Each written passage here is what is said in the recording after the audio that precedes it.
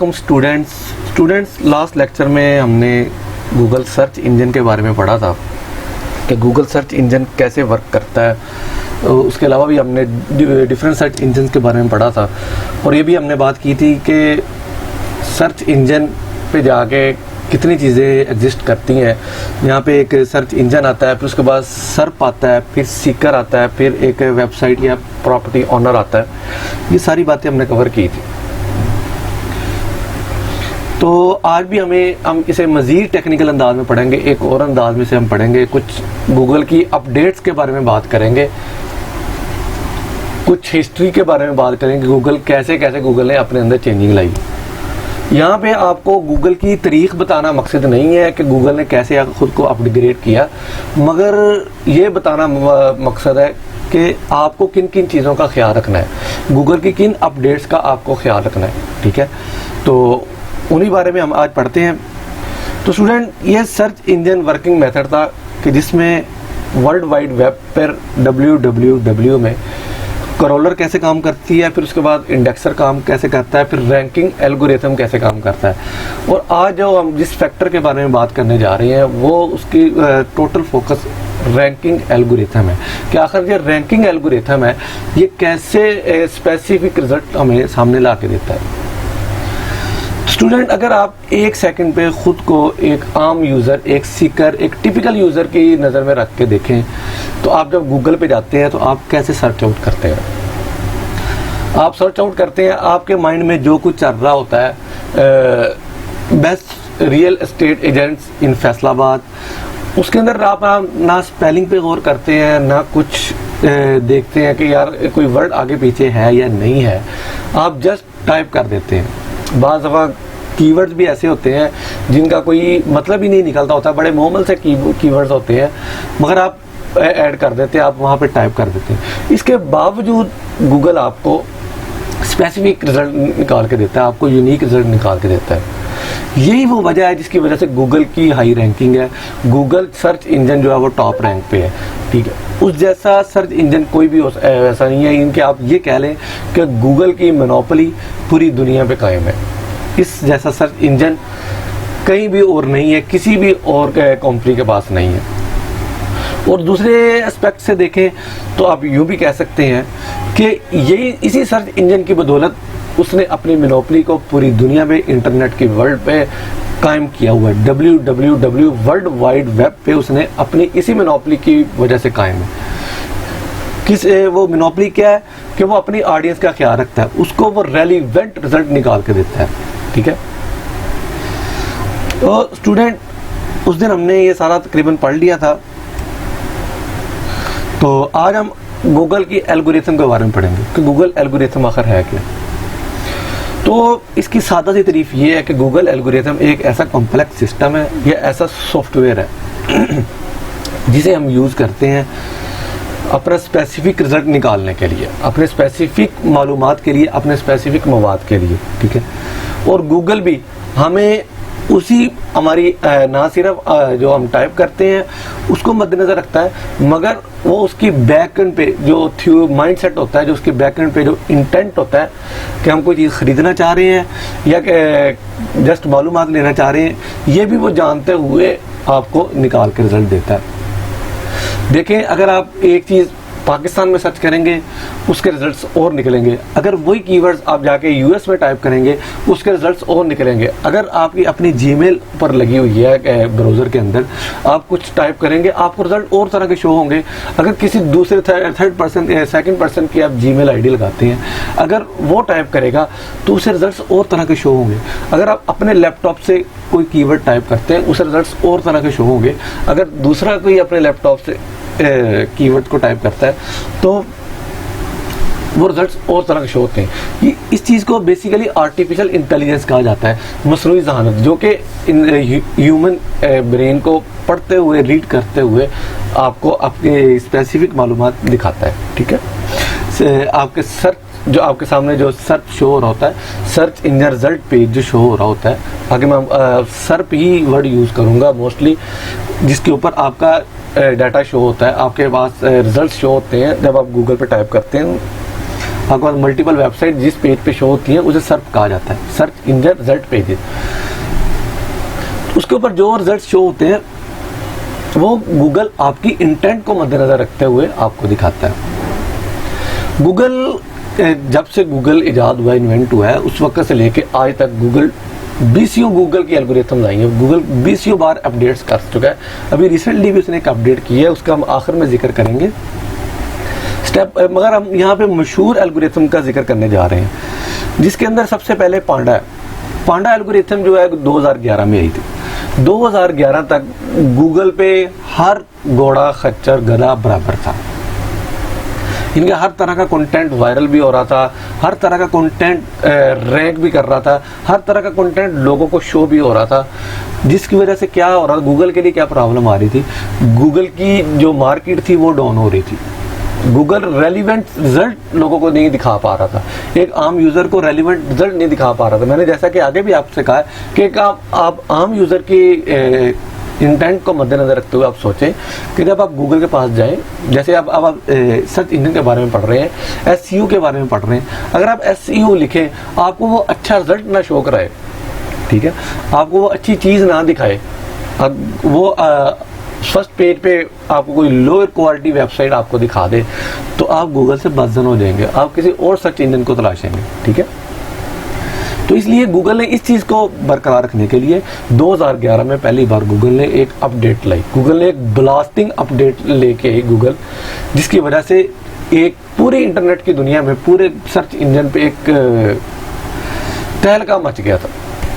Mostly website जो है वो डी रैंक भी कर गई थी, क्योंकि इससे पहले क्या होता था, कंटेंट की कोई वैरायटी नहीं थी, कंटेंट की कोई भी वैरायटी एग्जिस्ट नहीं करती थी। हर तरह का कंटेंट जो वायरल हो रहा था, रैंक हो रहा था, मगर उसके अगेंस्ट आम यूज़र को कोई भी चीज़ खास नहीं मिलती थी। वो जाता था, वो देखता था कि यार मैंने टाइप किया है, मेरे स्पेसिफिक जो मैंने कीवर्ड्स टाइप किए उसके मुताबिक रिजल्ट तो मुझे शो हो गए हैं, मगर मुझे इसके बारे में नॉलेज नहीं मिला, जो मैं चाह रहा था वो मुझे मिला नहीं है। उस वक्त लोग करते क्या थे, कीवर्ड स्टफिंग करके डुप्लीकेट कंटेंट, इधर से कंटेंट उठा के अपलोड कर दिया, ओवरराइट करके उसको अपलोड कर दिया, जैसे कैसे भी उसको, ना उसके अंदर ग्रामर का ख्याल, ना पैरेललिज्म का ख्याल, ना स्पेलिंग का ख्याल, किसी किस्म का ख्याल नहीं रखा जाता था, जस्ट अपलोड कर देते थे। तो गूगल की इस अपडेट की वजह से जो वेबसाइट थी वो सी वेबसाइट ब्लॉक भी हुई और बहुत सी वेबसाइट डी रैंक भी हुई। अगर आपने भी इस एल्गोरिथम से बचना है, इस एल्गोरिथम के अटैक से, आपने भी अगर अपनी वेबसाइट बनानी है तो आपको क्या आपके लिए मैटर करता है, आप क्वालिटी कंटेंट बनाएं, डुप्लीकेट कंटेंट, किसी का कंटेंट उठा के अपनी वेबसाइट पे हरगिज़ ना लगाएं, ठीक है। उसके बाद 2012 में एक पेंगुइन के नाम से एक अपडेट आई थी, जो कि 2014 या 15 में उसको रिलीज़ किया गया था। 2012 में उन्होंने लॉन्च ज़रूर कर दी थी, मगर उसको जो इम्प्लीमेंटेशन है उसकी वो 2014 और 15 में की गई थी। उसके अंदर क्या होता था कि एक बैकलिंक्स बनते, बैकलिंक के बारे में मैं आगे तफसील से पढ़ूंगा, कि जितने ज़्यादा बैकलिंक्स होते थे वो उतनी ज़्यादा वेबसाइट की रैंकिंग होती थी। उसके अंदर क्वालिटी मैटर नहीं करती थी कि क्वालिटी अच्छी है बैकलिंक्स की, स्पैमिंग कोई स्पैम बैकलिंक्स तो नहीं है, कोई रोबोटिक बैकलिंक्स तो नहीं है, इस तरह की चीज़ों को मद्देनज़र नहीं रखा जाता था। जस्ट बैकलिंक को देखते हुए गूगल आपकी जो साइट थी उसको रैंकिंग देती थी। तो उसकी वजह से जो ब्लैक हैट एसईओ जो मास्टर थे वो क्या करते थे, कीवर्ड स्टफिंग भी करते थे, जो मैंने सारी टेक्निक्स आपको लास्ट वीडियो में मैंने बताई हैं। वो ब्लैक हैट एसईओ से बचाने के लिए गूगल ने अपनी अपडेट्स, दूसरी अपडेट भी लॉन्च की थी।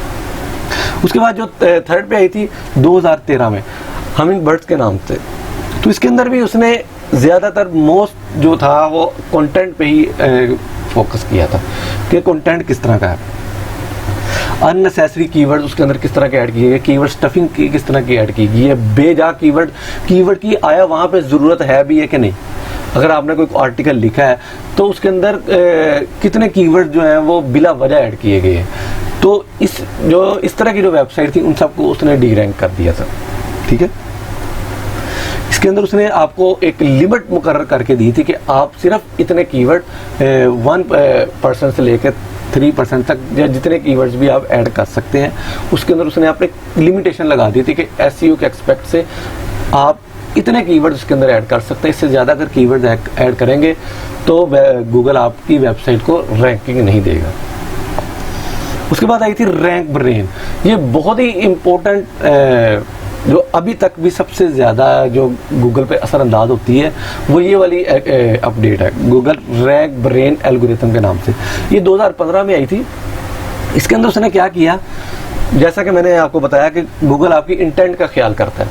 इसके अंदर उसने इंटेंट पे फोकस करना शुरू किया कि एक बंदा कोई चीज़ खरीदना चाह रहा है या वो जस्ट इंफॉर्मेशन लेना चाह रहा है। अब अगर मेरे पास एक लैपटॉप है, लिनोवो का लैपटॉप है, मैं लिनोवो का लैपटॉप बाई करना चाह रहा हूँ या मैं सेल आउट करना चाह रहा हूँ या फिर मैं जस्ट इसके बारे में इंफॉर्मेशन लेना चाह रहा हूँ, तो इन सारी चीज़ों को मद्देनज़र रखते हुए गूगल मुझे रिजल्ट शो करवाता है। ठीक है, अगर मैं ख़रीदना चाह रहा हूँ तो वो मुझे ई कॉमर्स की वेबसाइट दिखाएगा। अगर मैं बेचना चाह रहा हूँ तो तब भी मुझे अलीबाबा, अली एक्सप्रेस की वेबसाइट्स दिखाएगा कि भाई आप यहाँ पे जाके, यहाँ पे होलसेलर बैठे हैं, यहाँ पे जाके आप अपनी चीज़ के बाद सेल आउट कर सकते हैं। इस तरह की मुझे वो वेबसाइट दिखाएगा। ठीक है, होलसेलर की जो वेबसाइट्स है वो दिखाएगा। ठीक है, उसके बाद अगर मैं बिजनेस करना चाह रहा हूँ तो तब भी मुझे वही इस तरह की वेबसाइट दिखाएगा। अगर मैं उसके ऊपर जस्ट इन्फॉर्मेशन लेना चाह रहा हूँ तो फिर वो मुझे ब्लॉग वहाँ पे शो कराएगा, एफिलिएट ब्लॉग शो करवा सकता है या किसी भी तरह के इंफॉर्मेशनल ब्लॉग शो करवा सकता है। ठीक है, तो इस तरह जो गूगल ने इसको खुद के अंदर जो इनकलाबी चेंजिंग जो थी ये 2015 में आई थी। ठीक है, उसके बाद आया था पेज एक्सपीरियंस जो 2021 में आई थी, पेज एक्सपीरियंस अपडेट के नाम से। पेज एक्सपीरियंस अपडेट के अंदर क्या हुआ, पेज एक्सपीरियंस के अंदर ये हुआ कि उसने ये चीज़ जज करना शुरू की कि वेबसाइट रैंक भी हो गई, उसके अंदर एसईओ भी अच्छी हो गई, वेबसाइट रैंक भी कर गई, यूज़र तक पहुंच भी गई, यूज़र ने उसको ओपन भी कर लिया। अब उसने ये देखना शुरू किया कि यूज़र का उसके अंदर एक्सपीरियंस कैसा है, यूज़र कितना टाइम उसके ऊपर स्पेंड करता है। ये यूज़र सिर्फ वेबसाइट को ओपन करता है और हाथ लगा के वापस आ जाता है, इतना टाइम लगाता है। ये यूज़र उसको ओपन करता है और उसे चेक करता है, उसके ऊपर पूरा आर्टिकल पढ़ता है, पूरी उसको मालूमात मिलती है, उसके अंदर वो आगे वो कमेंट छोड़ता है या उसे उठा के वो अपने बुक मार्क्स में डालता है ताकि आइंदा भी, या उसे फेवरेट लिस्ट में डालता है। ये सारी चीज़ों को गूगल ने जज करना शुरू किया, उनको देखना शुरू किया। तो अब जो लेटेस्ट अपडेट है, इसके बाद भी एक अपडेट आई है, जो रिसेंटली अपडेट आई है वो मैं आपको बताता हूँ। पेज एक्सपीरियंस अपडेट के बाद गूगल ने सिर्फ एसईओ के एस्पेक्ट से वेबसाइट को नहीं देखना शुरू किया, उसके अंदर उसने यहाँ पे अब टेक्निकल एसईओ का काम शुरू हो गया। वैसे तो रैंक ब्रेन के बाद ही टेक्निकल एसईओ का काम शुरू हो गया था, मगर यहाँ पे मजीद इसके अंदर ज़्यादा अच्छा करने की ज़रूरत थी कि वेबसाइट मोबाइल फ्रेंडली है, वेबसाइट का लोड टाइम कितना है, वेबसाइट की स्पीड कितनी है, वेबसाइट के ऊपर जो विजुअल ग्राफिक्स हैं वो कितने अच्छे लगाए गए हैं। ठीक है, ये सारी वेबसाइट जो आम यूज़र को थका तो नहीं रही, ये सारी चीज़ें जो है वो एग्जिस्ट करने लगी। तो क्योंकि गूगल जब आप कोई भी कीवर्ड टाइप करते हैं, वहाँ पे जाकर कोई फ्रेज टाइप करते हैं सर्च बार में जाके, गूगल उसके अकॉर्डिंग आपको हर तरह का कंटेंट दिखाता है। वो आपको फ़ोटोज़ दिखाता है, वो आपको वीडियोज़ दिखाता है, वो आपको टेक्स्ट कंटेंट दिखाता है। उसके बाद आपके पास ई बुक्स शो होती हैं, न्यूज़ शो होती हैं, फिनांस के हवाले से आपको बताया जाता है। इनके काफ़ी ज़्यादा ऑप्शन वहाँ पे आपके सामने आते हैं। ठीक है, तो इस अपडेट के बाद गूगल ने जो जिसके ऊपर अच्छा रिजल्ट मिल रहा था उनको रैंक करना शुरू किए। ठीक है, इसके बारे में मज़ीद आगे आपको बताता हूँ। फिर उसके बाद हेल्पफुल कंटेंट की जो रिसेंटली अपडेट आई है, जो कि अगस्त 2022 में ही अपडेट आई है, तो ये गूगल ने इसको अंदर क्या एक्सपेक्ट किया, इसके अंदर वैसे तो काफ़ी लंबा चौड़ा आर्टिकल उन्होंने भेजा था, मगर इसके ऊपर भी उसने इस चीज़ पे गौर किया कि जो कंटेंट लिखा जा रहा है उसके अंदर आम यूज़र की कितनी हेल्प हो रही है, वो आम यूज़र उसको अच्छे अंदाज में पढ़ पा भी रहा है कि नहीं। उसके अंदर अगर आपने मिसाल तौर पे अगर मैंने कंटेंट लिखा है तो गूगल ये चीज़ देखता है कि इसने एसईओ की है, एसईओ को मद्देनजर रखते हुए कंटेंट लिखा है या इंटेंट को मद्देनजर रखते हुए कंटेंट लिखा है। ठीक है, क्योंकि एसईओ की वजह से आपके जो गूगल का रोबोटिक सिस्टम है, जो गूगल का एल्गोरिथम, उसकी जो आर्टिफिशियल इंटेलिजेंस है, उसे तो आप समझा पाएंगे कि यार मेरी वेबसाइट जो है ये इस स्पेसिफिक कीवर्ड पे आपने शो करवानी है, उसको तो आप समझा देंगे। मगर गूगल ने क्या यहाँ पे अपडेट की है, गूगल ने ये अपडेट की है कि भाई मेरे समझने से कुछ नहीं होगा, जब तक आम यूजर को इससे कोई फायदा नहीं पहुंचेगा मैं उसको डी रैंक कर दूंगा। ठीक है, गूगल ने यहाँ पे आपको ये बताया, अगर आप एसईओ के एस्पेक्ट से देखें, गूगल ने आपको ये वार्निंग दी है, इस बारे में खबरदार किया है कि आपने कंटेंट मेरे लिए नहीं लिखना, मुझे सारा पहले ही पता है। आपने कंटेंट लिखना है एक आम यूजर के लिए, एक टिपिकल यूजर के लिए जो किसी बारे में वहाँ पे, अगर आपकी एसईओ के रिलेवेंट वेबसाइट है, डिजिटल मार्केटिंग के अकॉर्डिंग वेबसाइट है, आपकी ब्यूटी सैलून के से मुताल्लिक वेबसाइट है, तो अगर कोई ब्यूटी पे सर्च करने आ रहा है तो आपकी वेबसाइट पे उसको ब्यूटी के मुताल्लिक मवाद मिल भी रहा है कि नहीं मिल रहा। ये जस्ट आपने मुझे ही धोखा दिया हुआ है कि बस आपने मेरा मवाद शो करवा देना है, बाकी उससे जो कुछ को कोई हेल्प मिल भी रही है कि नहीं मिल रही। ठीक है, इसके लिए उसने क्या किया, जो आर्टिफिशियल इंटेलिजेंस के मदद से जो आर्टिकल लिखे जाते थे उनको उसने जिक्र चाहिए। इसको मैं ये नहीं कह रहा कि वो बिल्कुल फ्लॉप है आर्टिफिशियल इंटेलिजेंस की मदद से आर्टिकल लिखे हुए, नहीं, ऐसी बात नहीं है। उसका तरीका कार ये कि आपने आर्टिफिशियल इंटेलिजेंस की मदद से, टूल्स की मदद से अगर आपने आर्टिकल कोई लिखा है, आप उसे खुद पढ़ें। उसके बाद अगर आप उसे खुद पढ़ें भी कि ये एक आम यूज़र को मद्देनजर रखते हुए आप खुद पढ़ें कि अगर मैं आम यूज़र के माइंडसेट से आप उसे सोचें कि ये मुझे कितना हेल्प आउट कर रहा है। अगर तो हेल्प आउट कर रहा है तो आप वहाँ पे पब्लिश करें, तो गूगल भी आपके उस हेल्पफुल कंटेंट को लोगों तक पहुँचाएगा, रैंक करेगा। ठीक है, तो इसलिए आपको भी चाहिए कि अगर आपने अब वेबसाइट बनानी है, जाहिर सी बात है कि आप इसको सीख रहे हैं, आपने वेबसाइट बनानी है, कंटेंट भी आपने तैयार करना है, तो उसके अंदर आपने क्या इंटेंट मद्देनजर रखनी है, आपने ये चीज़ मद्देनजर रखनी है कि लोग क्या चाहते हैं, जो आम यूज़र आ रहा है वो क्या चाहता है। अगर कोई कीवर्ड टाइप करके कोई आम यूज़र आ रहा है तो वो चाहता क्या है। ठीक है, हमने ये चीज़ मद्देनजर नहीं रखनी कि हमने सिर्फ सर्च इंजन के ऊपर रैंक करने के लिए, बिल्कुल डेफिनेटली हमने रैंक करना है। रैंक नहीं करेंगे तो लोगों तक हमारा कंटेंट कैसे पहुंचेगा। ठीक है, गूगल का काम ये है कि वो रैंक करवा के आपका कंटेंट लोगों तक पहुंचा दे, वो लोगों पे छोड़ देगा ये बात कि आम यूज़र उसको कितना पसंद कर रहा है। ठीक है, अगर वो ज़्यादा पसंद कर रहा है तो आपकी वो हाई रैंकिंग दे देगा, अगर वो ना पसंद कर रहा है तो आपको लो रैंकिंग की तरफ ले जाएगा। तो इसलिए डुप्लीकेट कंटेंट या किसी भी तरह का हेल्पफुल अनहेल्पफुल जो कंटेंट है उसको आप उससे अवॉइड करें, और हेल्पफुल कंटेंट जो है, क्वालिटी कंटेंट जो उसी को पब्लिश करें। ठीक है, क्योंकि स्टूडेंट, मैं आगे आपको एक और स्लाइड पे लेके जाता हूँ।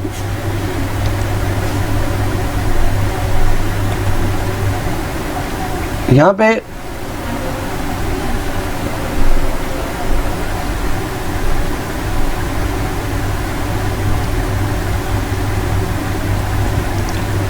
क्योंकि मैंने आपको आगे भी बताया था कि जो वेबसाइट की जो रैंकिंग है उसके अंदर क्या कितनी चीज़ें मैटर करती हैं। स्पीड मैटर करती है, उसके विजुअल कंटेंट मैटर करते हैं, उसकी सिक्योरिटी मैटर करती है, उसका लोड टाइम जो है वो मैटर करता है। ठीक है, ये और एक और चीज़ उसके अंदर ऐड कर लें कि वो मोबाइल फ्रेंडली है भी है कि नहीं।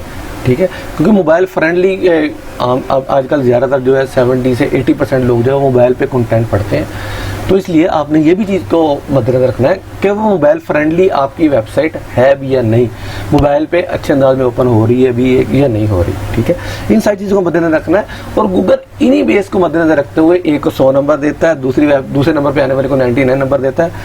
अगर फ़र्ज़ करें ये सी वेबसाइट है 99, जिसको गूगल ने ऑलरेडी 98 नंबर दिया हुआ है, ये वेबसाइट आपकी है, आपकी वेबसाइट थर्ड पेज पे शो हो रही। आप इसके अंदर क्या करते हैं, आप इसके अंदर मज़ीद हेल्पफुल कंटेंट डालते हैं, ना कि सर्च इंजन को मद्देनजर रखते हुए बल्कि आम यूज़र की इंटेंट को मद्देनजर रखते हुए आप इसके अंदर डालते हैं।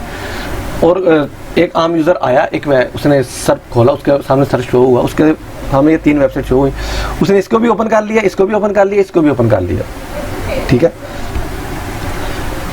इसको भी ओपन करके उसने बंद कर दिया, इसको भी ओपन करके उसने बंद कर दिया, मगर इस वेबसाइट को वो पढ़ता रहा, इस वेबसाइट के ऊपर वो ठहरा रहा, 10 मिनट ठहरा या 5 मिनट ठहरा या 1 मिनट ठहरा, उसने इनके उसके ऊपर डी वेल टाइम जिसे कहते हैं, वो भी आपको बताता हूँ क्या होता है, उसके ऊपर उसने ज़्यादा टाइम स्पेंड किया, तो गूगल इसे उठा के फर्स्ट पेज पे ले आएगा। ठीक है, फर्स्ट नंबर पे ले आएगा, यानी इसे वो 98 नंबर दे देगा, इसे 100 नंबर दे देगा। ठीक है, ये सारी चीज़ें हम आगे बात करेंगे, क्योंकि मैं कुछ बातें पहले मैं कर चुका हूँ। आज सिर्फ मैं कुछ बेसिक आपको बताना चाह रहा हूँ, जो कि आपको एसईओ के एस्पेक्ट से आपने अगर एसईओ करनी है, डिजिटल मार्केटिंग आपने सीखनी है, आपके माइंड में ये चीज़ें होनी चाहिए, फिर ही आप अच्छे अंदाज में कंटेंट ना सिर्फ लिख पाएंगे बल्कि वेबसाइट भी अच्छे अंदाज में पब्लिश करके उसको रैंक करवा पाएंगे।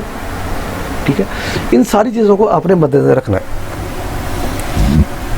तो स्टूडेंट, हो सकता है कि आपको ये जो मैंने एल्गोरिथम जितनी भी समझाई हैं ये आपको थोड़ी सी मुश्किल लग रही हैं। इन सारी एल्गोरिथम्स को अब मैं एक मिसाल से आपको समझाने लगा हूँ। ठीक है, एक जैसे पेज रैंकिंग एल्गोरिथम भी मैं इसके अंदर, इस स्लाइड के अंदर मैंने सब कुछ तकरीबन मेन पॉइंट्स मैंने नोट किए हुए हैं। इसको एक मिसाल से आपको समझाता हूँ कि गूगल कैसे काम करता है, गूगल की जो एल्गोरिथम्स है वो कैसे काम करती हैं।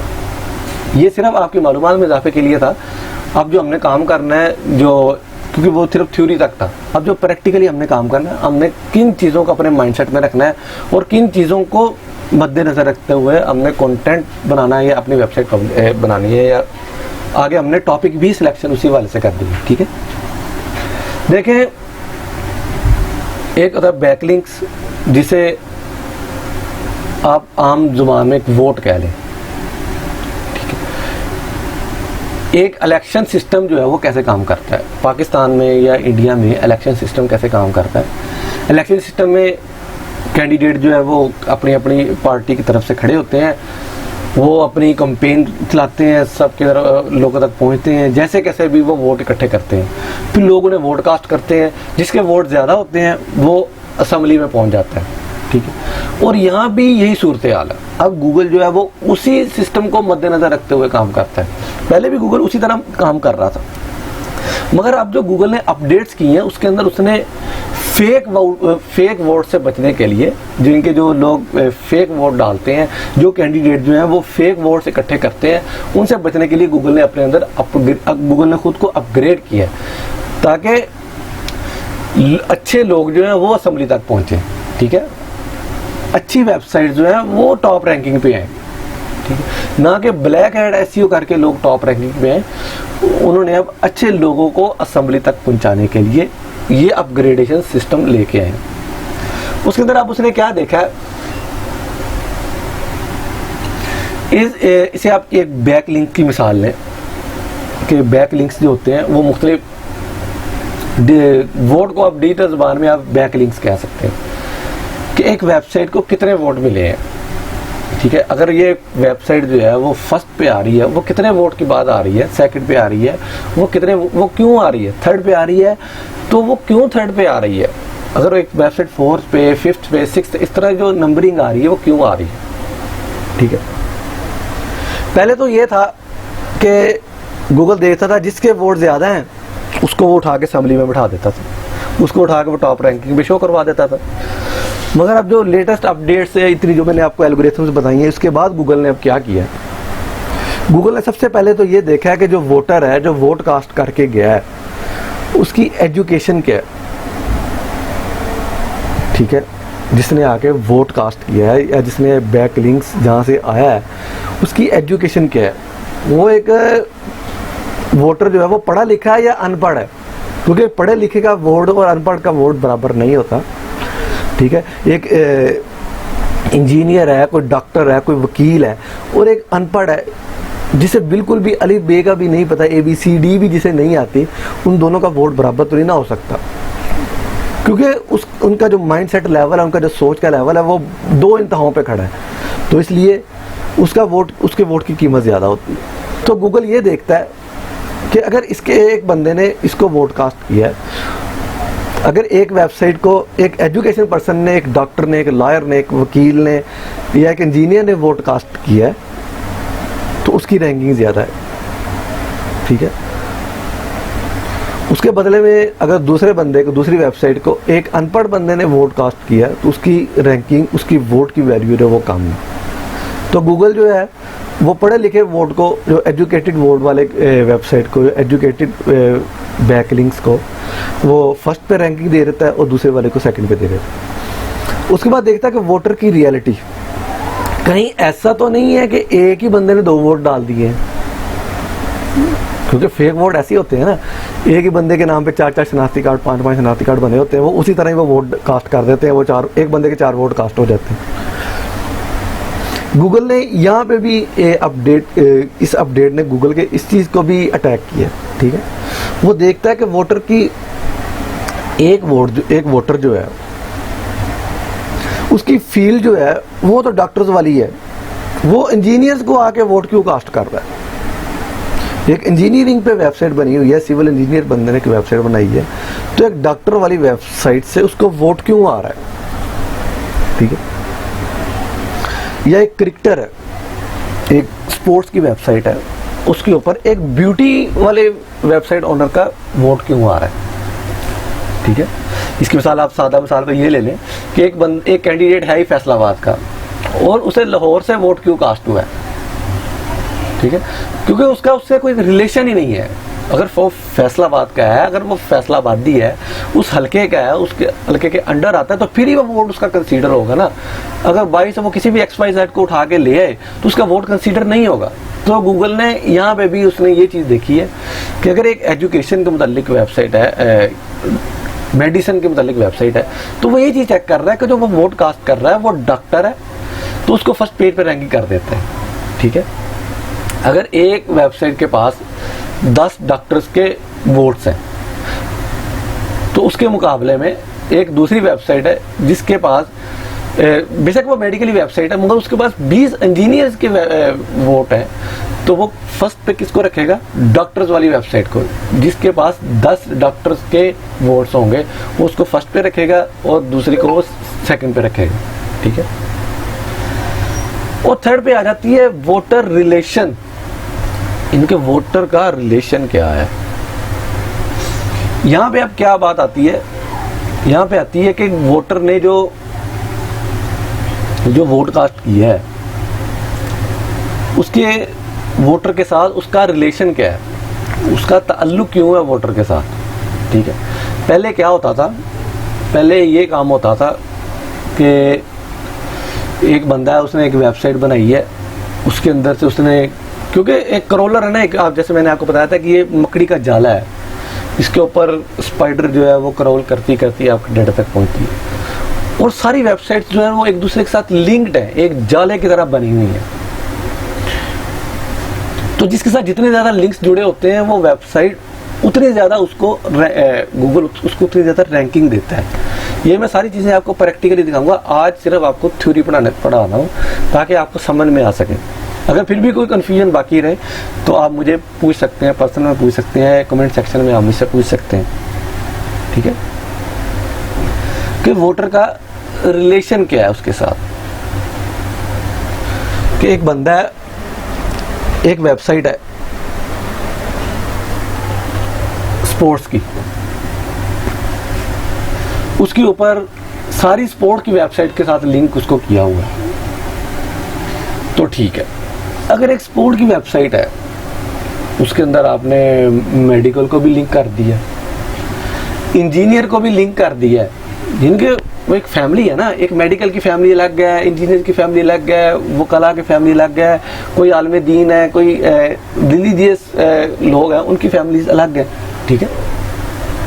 तो आप अगर मेडिकल की फैमिली को जाके इंजीनियर की फैमिली में डाल देंगे, उसके अंदर घुसेड़ देंगे, इनके खाम खा घुसेड़ने की कोशिश करेंगे, तो गूगल इन बैकलिंक्स को कंसीडर नहीं करेगा, ठीक है। गूगल इन बैकलिंक्स की गूगल के हाँ कोई वैल्यू नहीं, पहले होती थी वैल्यू। पहले लोग क्या करते थे, एक वेबसाइट बनाई है, उसको दूसरे के साथ लिंक कर दिया है, इनके 100 वेबसाइट्स बना ली हैं, ठीक है। पूरी टीम उन्होंने बैठाई होती थी, 100 वेबसाइट बनाई हैं, उसके अंदर सबको एक दूसरे के साथ उसके अंदर बैकलिंक्स बना के उनको रैंक करवा लेते थे। मगर अब ऐसे नहीं होता, ठीक है। और जो वेबसाइट रैंक कर देती उसको आगे सेल आउट कर देते थे, फिर और वेबसाइट बना लेते थे, ठीक है। उनकी लिंक बिल्डिंग भी होती जाती थी और बैक लिंक्स भी जनरेट होते जाते थे, तो वेबसाइट भी रैंक होती जाती थी और उनकी अर्निंग भी होती जा रही थी। मगर उससे क्या हो रहा था कि यूज़र, क्योंकि गूगल को हमेशा, मैंने जैसे कि आगे भी बताया कि आम यूज़र को उसने ख्याल करना है, कि टिपिकल यूज़र को उसने उसकी इंटेंट का ख्याल करना है, तो गूगल ने उसी इंटेंट को मद्देनजर रखते हुए गूगल ने आगे चलना होता है। गूगल ने चूँकि उस इंटेंट का ख्याल करना था तो गूगल ने ये अपडेट जो है वो लेके आया गूगल।